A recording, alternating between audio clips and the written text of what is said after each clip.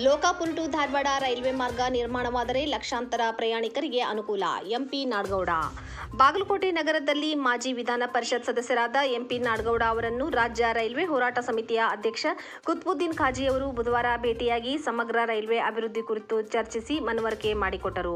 ಮಾಜಿ ವಿಧಾನ ಪರಿಷತ್ ಸದಸ್ಯರಾದ ಎಂಪಿ ನಾಡಗೌಡ ಅವರನ್ನು ಅವರ ಕಾರ್ಯಾಲಯದಲ್ಲಿ ಭೇಟಿಯಾದ ಖಾಜಿ ಅವರು ಉತ್ತರ ಕರ್ನಾಟಕದ ಸಮಗ್ರ ರೈಲ್ವೆ ಅಭಿವೃದ್ಧಿ ಕುರಿತು ಚರ್ಚೆ ನಡೆಸಿ ಲೋಕಾಪುರ ಟು ಧಾರವಾಡ ನೂತನ ರೈಲ್ವೆ ಮಾರ್ಗ ಅನುಷ್ಠಾನಕ್ಕೆ ಸರ್ಕಾರದ ಮೇಲೆ ಒತ್ತಡ ತರಲು ಮನವಿ ಮಾಡಿದರು. ಖಾಜಿ ಅವರ ಮನವಿಗೆ ಸಕಾರಾತ್ಮಕವಾಗಿ ಸ್ಪಂದಿಸಿದ ಪರಿಷತ್ ಸದಸ್ಯ ಎಂಪಿ ನಾಡಗೌಡ ಅವರು ಲೋಕಾಪುರ ಟು ಧಾರವಾಡ ನೂತನ ರೈಲ್ವೆ ಮಾರ್ಗ ಯೋಜನೆಯು ಅತ್ಯಂತ ಲಾಭದಾಯಕವಾಗಿದೆ. ಈ ಮಾರ್ಗ ನಿರ್ಮಾಣದಿಂದ ಈ ಭಾಗದ ಪ್ರಸಿದ್ಧ ಧಾರ್ಮಿಕ ಕ್ಷೇತ್ರಗಳಾದ ಗೊಡ್ಚಿ ಈರಣ್ಣ, ಸೌದತ್ತಿ ಯಲ್ಲಮ್ಮ ದೇವಿ, ಸುರೇಬಾನದ ಶಬರಿ ಆಶ್ರಮಕ್ಕೆ ಬರುವ ಲಕ್ಷಾಂತರ ಭಕ್ತಾದಿಗಳಿಗೆ ಅನುಕೂಲವಾಗುತ್ತದೆ. ಅದರ ಜೊತೆಗೆ ವ್ಯಾಪಾರ ವಹಿವಾಟು ಸಾಕಷ್ಟು ಅಭಿವೃದ್ಧಿಯಾಗುತ್ತದೆ ಮತ್ತು ರೈಲ್ವೆಯಿಂದ ಬಡವರು, ವ್ಯಾಪಾರಿಗಳು, ವಿದ್ಯಾರ್ಥಿಗಳು ಸೇರಿದಂತೆ ಎಲ್ಲರೂ ಕಡಿಮೆ ಖರ್ಚಿನಲ್ಲಿ ವೇಗವಾಗಿ ತಲುಪಬಹುದು. ಆದ್ದರಿಂದ ಸದರಿ ಯೋಜನೆಗೆ ಖಾಜಿಯವರು ತೆಗೆದುಕೊಳ್ಳುವ ಎಲ್ಲ ನಿರ್ಧಾರಗಳಿಗೆ ನನ್ನ ಬೆಂಬಲವಿದ್ದು ಅದರ ಜೊತೆಗೆ ನನ್ನ ವ್ಯಾಪ್ತಿಯಲ್ಲಿ ಆಗಬಹುದಾದ ಕೆಲಸ ಮತ್ತು ಸಹಾಯ ಮಾಡಲು ನಾನು ಸಿದ್ಧ ಎಂದು ಭರವಸೆ ನೀಡಿದರು. ವರದಿ ಅಫ್ತಾಬ್ ಸರ್ಮುಲ್ಲಾ, ಬಾಗಲಕೋಟೆ. ನಾವು ಕ್ರಮೇಣಿಸಿ ಧಾರವಾಡ ತಲುಪುವಂಗೈತಿ. ಈ ಭಾಗಕ್ಕೆ ಪೂರ ಉತ್ತರ ಕರ್ನಾಟಕಕ್ಕೆ ಇಲ್ಲಿ ಲೋಕಾಪುರದಿಂದ ನಾವು ಧಾರವಾಡಕ್ಕೆ ಸೇರಿಸ್ಬಿಟ್ರೆ ಒಂದು ರಾಮದುರ್ಗ ಶಬರಿಕೊಳ್ಳ ಅಂತದ, ಎರಡು ಸಿರ್ಸಂಗಿ ಕಾಳಮ್ಮ ಅಂತ ದೇವಸ್ಥಾನ. ಇದು ಐತಿಹಾಸಿಕಗಳು, ಬರೀ ಹಂಗಾಗಿ ಈ ದೇವರು ಕಟ್ಟಿಸಿಲ್ಲದ 6ನೇ ಶತಮಾನ 12ನೇ ಶತಮಾನದ ಪುರಾತನ ಕಾಲದ ದೇವಸ್ಥಾನ. ಗೊಡಚಿ ಈರಣ್ಣ ದೇವರು ಅದು ಐತಿಹಾಸಿಕ. ಸೌದತ್ತಿ ಯಲ್ಲಮ್ಮ ದೇವಸ್ಥಾನ ಅದು ಯಾವುದು ಐತಿಹಾಸಿಕ. ಇವು ಸ್ಥಳಗಳಿಗೆ ಭಕ್ತಾದಿಗಳು ಏನ್ ಹೋಗ್ತಾರ ಅವರಿಗೆ ಜೊತೆಗೆ ನಮ್ಮ ಉತ್ತರ ಕರ್ನಾಟಕದ ಪೂರ್ಣ ಪ್ರಮಾಣದ ಭಾಗದ ಜನರಿಗೆ ಇದು ಬಹಳ ಸಂಪರ್ಕಗೊಂಡು ಅಭಿವೃದ್ಧಿಯ ಜೀವನಾಡಿ. ಇದರ ಸಲುವಾಗಿ ನಾನು ಗುದ್ದಾಡಕತ್ತೀನಿ. ಈಗಾಗಲೇ ಸೌದತ್ತಿ ಒಳಗ ಅರೆಬತ್ತಲೆ ಪಾದಯಾತ್ರೆ, ಅರೆಬತ್ತಲೆ ಧರಣಿ ಸತ್ಯಾಗ್ರಹವನ್ನ ಮಾಡಿದ್ದು ತಮ್ಗ ಗೊತ್ತೈತಿ. ಅದರಂತೆ ರಾಮದೂರ್ ನಗರ ಪೂರ ಬಂದ್ ಮಾಡಿ ದೊಡ್ಡ ಪ್ರಮಾಣದಾಗ ಮಾರ್ಗದರ್ಶನ ಮಾಡಿಲ್ಲ. ಇವು ಹಂಗ ಇಂಪ್ಲಿಮೆಂಟ್ ಆಗೈತಿ.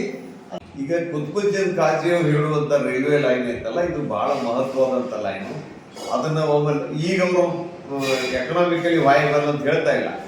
ಆ ಲೈನ್ ಆದ್ಮೇಲೆ ಅದ್ರ ಎಕನಾಮಿಕ್ ಇದು ನಾವು ಕುಡ್ಚಿ ರೈಲ್ವೆ ಮಾಡಿದಾಗ ಅದೇ ಮಾತಾಡಿದ್ರು ಅವರು, ಇದು ರೈಲ್ವೆ ಇದು ಎಕನಾಮಿಕ್ ವೈಬಲ್ ಇಲ್ಲ ಅಂತ. ಬಟ್ ಇದೇ ಲೈನ್ ಮೇಲೆ ಒಂದು 15 ಶುಗರ್ ಫ್ಯಾಕ್ಟ್ರಿ ಅವ್ರಿಗೆ ರೋಡು ಟ್ರಾನ್ಸ್ಪೋರ್ಟೇಷನ್. ಈಗ ಈ ಲೈನ್ ಡೆವಲಪ್ ಮಾಡಿದ್ರೆ ಲಕ್ಷಾಂತರ ಮಂದಿ ಪ್ಯಾಸೆಂಜರ್. ನನಗೂ ಒಂದು ಗೊತ್ತಿದೆ, ಲೋಕಾಪುರ ಧಾರವಾಡ ಲೈನ್ ಯಾರು ನನಗೂ ಒಂದು ಅರ್ಥ ಇದೆ. ರೈಲ್ವೆ ಲೈನ್ ಮಾಡೋದು ಇದಕ್ಕೆ ಗೂಡ್ಸ್ ಟ್ರಾನ್ಸ್ಪೋರ್ಟೇಷನ್ಗೆ, ಅದ್ರಾಗ ಜನರನ್ನ ಜಡಕ್ ಬಿಡ್ತಾರೆ. ಬಟ್ ಇವತ್ತು ಹಾಗಿಲ್ಲ. ಇವತ್ತು ಅಷ್ಟೇ ಮಹತ್ವವಾದಂಥ ಹ್ಯೂಮನ್ ಟ್ರಾನ್ಸ್ಪೋರ್ಟೇಷನ್. ಯಾಕಂದ್ರೆ ರೈಲ್ವೆ ಲೈನ್ ಡೆವಲಪ್ ಆಗೋದ್ರಿಂದ ಖರ್ಚು ಕಡಿಮೆ ಆಗುತ್ತೆ, ಆಕ್ಸಿಡೆಂಟ್ಗಳು ಕಡಿಮೆ ಆಗ್ತವೆ. ಅಲ್ಲೇ ಆ ಭಾಗದಲ್ಲಿ ಎಂಪ್ಲಾಯ್ಮೆಂಟ್ ಜನರೇಟ್ ಆಗತ್ತೆ. ಯಾಕಂದ್ರೆ ನಾವು ಒಬ್ರು ಬೆಂಗಳೂರಿಂದ ಬರೋ ಕಾರ್ ತಗೊಂಡು ಹೋಗ್ಬಿಟ್ರೆ ಅವನೇ ಬಂದು ಹೋಗ್ಬಿಡ್ತಾನೆ.